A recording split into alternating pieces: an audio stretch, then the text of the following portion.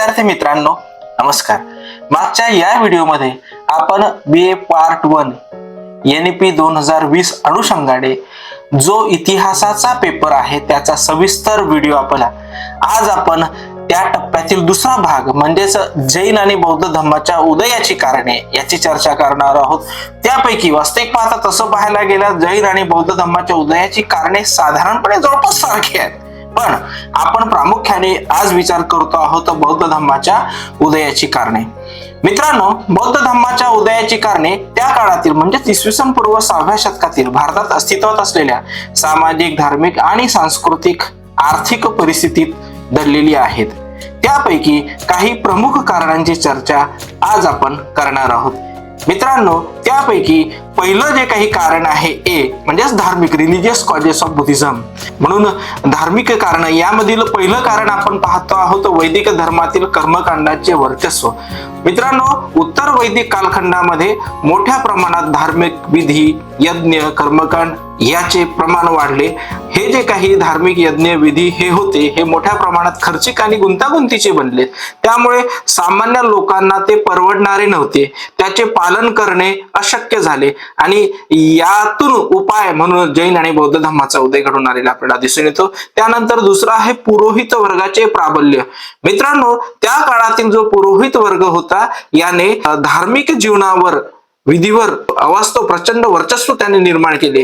त्यामुळे सामान्य लोकांमध्ये असंतोष निर्माण झाला. कोणत्याही प्रकारचं धार्मिक स्वातंत्र्य सर्वसामान्यांना राहिलेलं नव्हतं. कोणताही विधी करायचं, कोणताही कार्य करायचं, कोणताही शगुन बघायचं असेल तर सर्वस्वी विसंबून राहावे लागत होते. त्यामुळे सर्वसामान्यांमध्ये त्यामुळे असंतोष निर्माण झाला आणि परिणामी जैन आणि बौद्ध धर्माचा उदय घडून आलेला आपल्याला दिसून येते. त्यानंतर आहे उपनिषदामधील क्लिष्टता. मित्रांनो, ग्रंथ जी असतात हे मानवी जीवनाला सुकर करणारे आणि दिशा दाखवणारे असतात, परंतु त्या कालखंडामध्ये उपनिषदामधील जे तत्वज्ञान होते ते अत्यंत गूढ आणि समजण्याकरिता कठीण होते. जे सामान्य माणसाच्या जीवनातील समस्यांना थेट उपाय देऊ शकत नव्हते. परिणामी बौद्ध धर्माचा उदय घडून आलेला आपल्याला दिसून येते. त्यानंतर आहे मुद्दा चौथा, बुद्धाची साधी शिकवण. गौतम बुद्धांनी 4 आर्य सत्य आणि अष्टांग मार्ग यासारख्या साध्या सोप्या आचरणात आणता येणारी तत्वे सांगितली. भगवान बुद्धाने 4 आर्य सत्य, अष्टांग मार्ग यासारखी साधी, सोपी आणि आचरणात आणता येणारी तत्वे सांगितली. त्यामुळे सामान्य लोक या बाबींकडे आकर्षिला गेले आणि परिणामी त्याने बौद्ध धर्माचा स्वीकार केलेला आपल्याला दिसून येते. यानंतर आहेत सामाजिक कारणे, सोशल कॉजेस ऑफ बुद्धिझम. यामध्ये कठोर वर्ण व्यवस्था आणि जातीयवाद.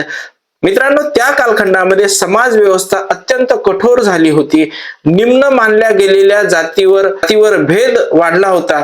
त्यांना मानवी हक्क, बेसिक ज्या काही गोष्टी होत्या, पाणी असेल, अन्न असेल, निवारा असेल, वस्तूची क्रय विक्रय असेल, हे देखील करता येत होते आणि परिणामी लोक या बाबींना कंटाळल्या होत्या आणि कठोर वर्ण व्यवस्थेमुळे, जाती व्यवस्थेमुळे नवीन धर्माची आवश्यकता वाटू लागली. आणि ही उणीव जर कोणी भरून काढली असेल तर त्या काळातील बौद्ध धर्माने, म्हणून मोठ्या प्रमाणामध्ये लोक त्या काळामध्ये म्हणजे इसवी सन पूर्व 6व्या शतकापासून तर साधारणपणे 10व्या शतकापर्यंत जैन आणि बौद्ध धर्माचा विस्तार झालेला आपल्या भारतामध्ये दिसून येतो. त्यानंतर 6वा मुद्दा, समतेचा अभाव. बौद्ध धर्माने कोणत्याही जाती, धर्म किंवा लिंगामध्ये भेद न करता सर्वांना समानता आणि मुक्ततेचा मार्ग खुला केला. शूद्र आणि स्त्रिया यांना देखील बौद्ध संघांमध्ये प्रवेश मिळवून दिला.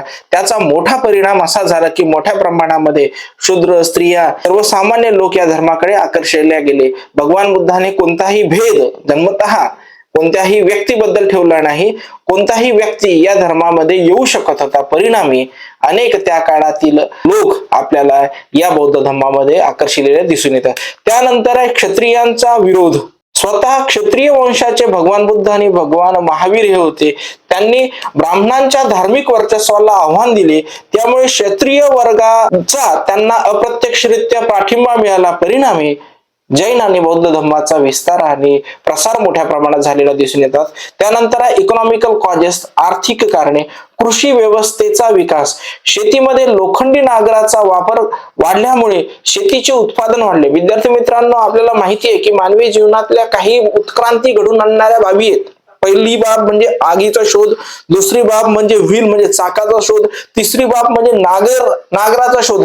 आणि अलीकडच्या काळात जर का आपण विचार करायला लागलो तर आपल्या असं लक्षात येतं की इसवी सन 1750 मध्ये औद्योगिक क्रांती झाली. औद्योगिक क्रांतीमुळे चाकं फिरायला लागली, उत्पादनात वाढ झाली आणि दळणवळणाच्या साधनांमध्ये बदल झाला आणि परिणामी मोठ्या प्रमाणात उत्क्रांती घडून आणली. त्यानंतर कम्प्युटरचा शोध लागला आणि अलीकडचे काल परवा म्हणजे 2 वर्षापूर्वी कोविड नंतर एक उत्क्रांती घडून आली. आज मोठ्या प्रमाणात जग त्याच्या ताब्यात जाते का असं आपल्याला वाटायला लागलं, ते म्हणजे AI चा शोध.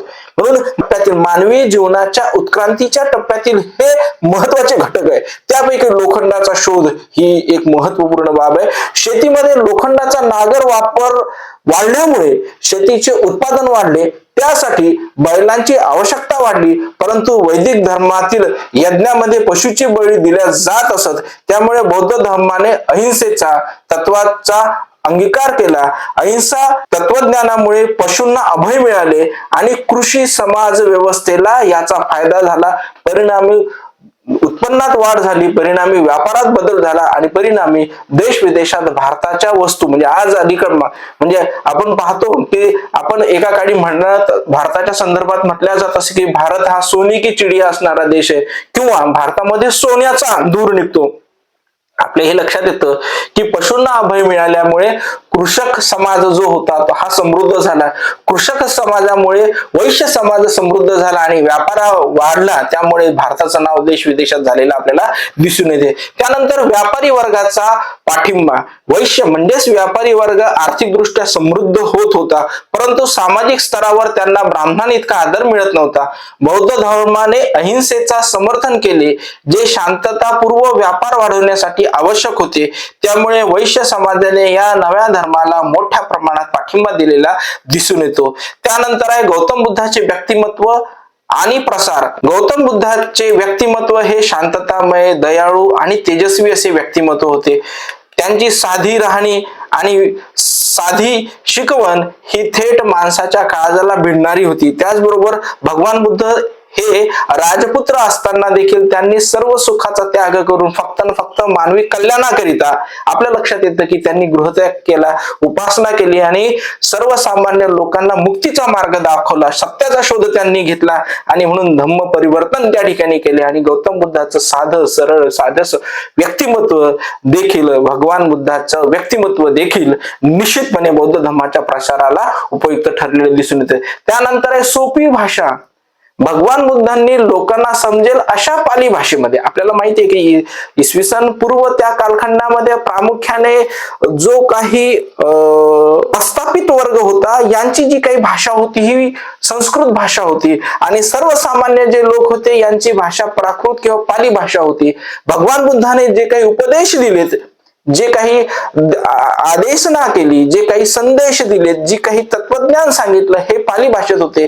त्यामुळे ती भाषा लोकांना जवळची वाटली आणि मोठ्या प्रमाणे सोपी भाषा असल्यामुळे पाली भाषा, इतकंच नाही तर सम्राट अशोकाने जे काही शिलालेख कोरलेले आहेत ते त्या काळातील ब्राह्मी आणि खरोष्ट लिपी मधले आहेत, ती त्या काळातली बोली भाषा होती. आणि म्हणून आपल्या असं लक्षात येते की सोप्या भाषेमुळे देखील बौद्ध धर्माचा प्रसार मोठ्या प्रमाणात दिसून येतो. त्या कालखंडामध्ये वैदिक धर्माचे जे काही धर्मग्रंथ होते हे संस्कृत मध्ये होते आणि संस्कृत भाषा जर का इतर सर्वसामान्यांनी ऐकली, शूद्रांनी ऐकली तर त्याच्या कानामध्ये शिस टाकण्याची पद्धती होती, त्याची जिव्हा कापल्या जात असे. संस्कृतचे शब्द जर का त्याने डोळ्याने पाहिले त्याचे डोळे फोडण्याची पद्धती त्या काळात होती. म्हणून सोपी सरळ मानवाला च्या मनापर्यंत पोहोचणारी जर का कोणती भाषा होती तर ती पाली भाषा होती. म्हणून त्या कालखंडातील भाषा पाली भाषेत भगवान बुद्धाने आपलं तत्वज्ञान सांगितल्यामुळे आपल्या असं लक्षात येतं की या धर्माचा मोठ्या प्रमाणात प्रसार झालेला दिसून येतो. त्यानंतर सर्वात महत्वाचं कारण जर का कोणतं असेल तर राजकीय राजाश्रय. वास्तविक पाहता बौद्ध धर्माला अनेक भारतीय आणि परदेशी राजांनी राजाश्रय म्हणजेच संरक्षण पाठिंबा दिलेला दिसून येतो. त्यामुळे या धर्माचा प्रचार मोठ्या प्रमाणात प्रचार आणि प्रसार झालेला दिसून येतात. त्यापैकी सम्राट अशोक हे मौर्य वंशीय शासक होते. बौद्ध धर्माला त्यांनी राजाश्रय देण्याचे सर्वात महत्वाचे काम त्यांनी त्या ठिकाणी केले. बौद्ध धर्माला राजाश्रय देणाऱ्या महत्वाच्या सम्राटांपैकी सम्राट अशोक हे होत.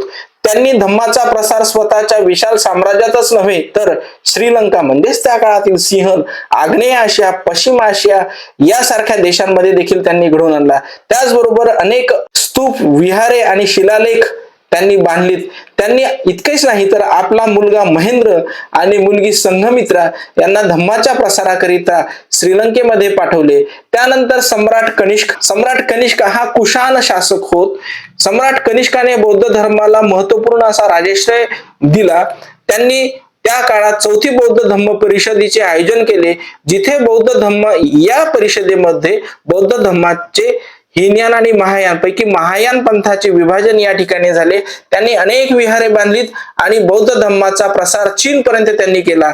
त्यानंतर बिंदुसार, अजातशत्रू ही समकालीन भगवान बुद्धाची राजे होते। यांनी देखील सुरुवातीच्या काळात भगवान बुद्ध अस्तित्वात असताना, जिवंत असतानाच बौद्ध धम्माचा स्वीकार केलेला होता। त्यानंतर बंगालमधील पाल वंशीय शासक यांनी देखील बौद्ध धम्माला राजाश्रय दिला। महायान आणि वज्रयान या पंथांना त्यांनी आश्रय दिला। त्यांनी नालंदा आणि विक्रमशिला यासारखे प्रसिद्ध विद्यापीठांना संरक्षण दिले।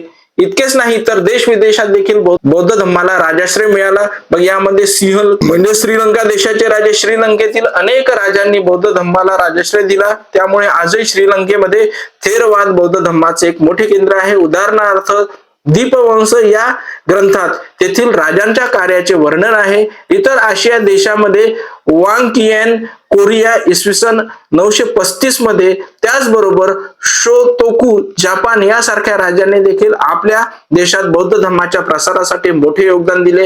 या राजाश्रयामुळे बौद्ध धम्माची स्थापत्य कला, शिक्षण, साहित्य, त्रिपिटक यासारख्या क्षेत्रात मोठ्या प्रमाणात वाढ झाली आणि हा धर्म फक्त भारतातच नाही तर देश विदेशात भारताबाहेर देखील प्रसारित झाला।